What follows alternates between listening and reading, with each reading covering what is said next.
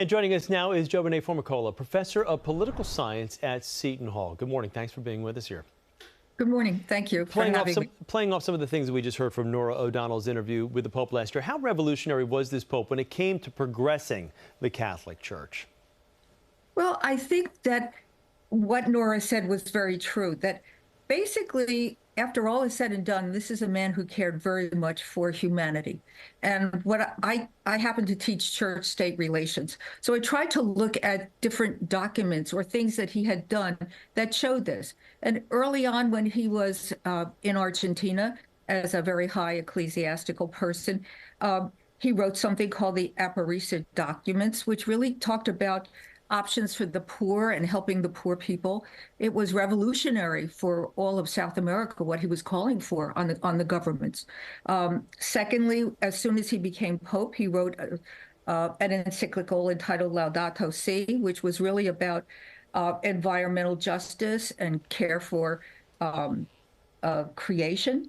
And finally, the last major document that was really very significant was his address to the G7, where he talked to them about AI. I mean, he was really on top of everything. He was very concerned about AI and what it was going to do to people and humanity and society.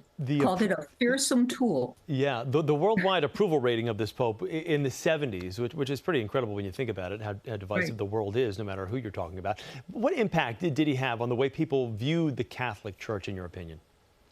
Well, I think they realized that it was in a period of flux, that things were going to change, which usually happens with most popes. That didn't really happen between Pope John Paul and Pope Benedict, because they had worked together for more than 25 years as theologians. They were very much of the same mindset. But when you had a new pope come in, who was not from the same part of the world, who wasn't from Europe, who wasn't really a theologian as the other two had been, they knew something was going to be different, something was going to happen. And he led certain changes, yes, in areas that I think people were not expecting. This Pope demonstrated a compassion that we rarely see with any type of figure worldwide. He always pushed for world peace. Climate change was a massive, massive item on his agenda, helping the marginalized, migrants.